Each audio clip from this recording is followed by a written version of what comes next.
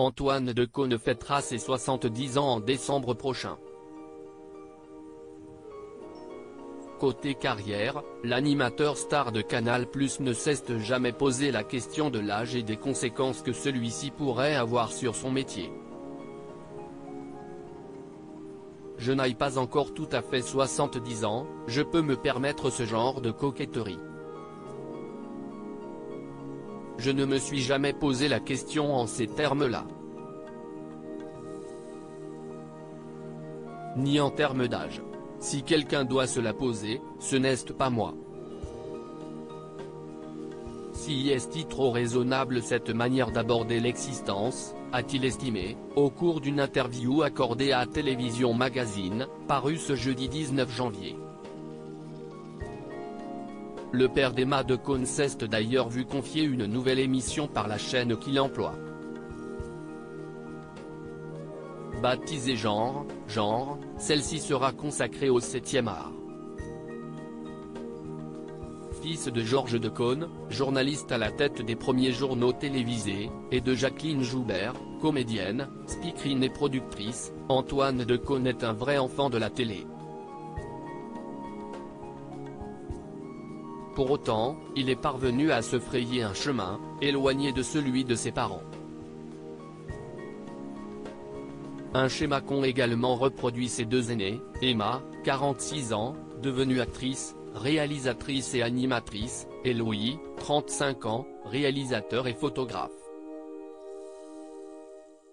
Interrogé sur ses enfants par nos confrères de Télévision Magazine, Antoine Decaune a d'ailleurs fait une confession plutôt inattendue au sujet de sa progéniture. « Je ne me considère pas comme un très bon père », a-t-il déclaré en préambule, avant de détailler son propos, d'abord parce que j'ai eu Emma très jeune.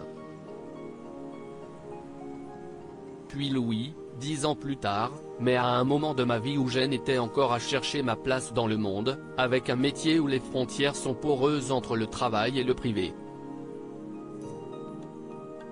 Et l'ancien complice de José Garcia de résumer, je n'ai pas été assez là, mais on s'entend magnifiquement bien, on a réussi à tout recoller. Supérieur à Antoine Decaune, Daphné Roulier, Elsa Zilberstein, Emma Decaune. Ces femmes qui ont marqué sa vie. La popularité d'Antoine Decaune, compliquée à gérer pour sa fille. Vivre dans l'ombre de ce père aussi connu et excentrique n'a pas été chose aisée pour Emma Decaune. Invitée de l'émission En Aparté en avril dernier, la comédienne a évoqué la particularité d'avoir grandi dans cette famille un peu à part. Plus je grandissais, plus il devenait populaire auprès des gens de ma génération aussi, a avoué l'espoir féminin récompensé par les Césars en 1998. Dans la cour de récréation, les gens disaient « Qu'est-ce ce qu'il a fait encore comme connerie hier, dit en bois et gêne passe ». Il y avait toujours des commentaires sur ses personnages et tout ce qu'il a fait dans nulle part ailleurs. Malgré sa fierté, Emma Decaune a eu une adolescence difficile. J'ai beaucoup changé de lycée, beaucoup déménagé. Déjà que si est toujours compliqué d'être la nouvelle, au moment où on dit votre nom à l'appel, il y a toutes les têtes qui se tournent, a reconnu l'ex de Sinclair.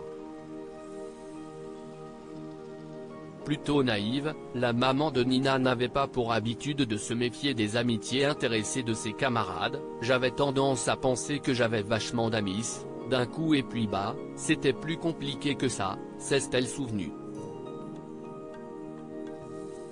Aujourd'hui, Emma Decaune a grandi et a, comme son père avant elle, tracé sa propre route, en devenant actrice et réalisatrice. Crédit photo, Cédric Perrin.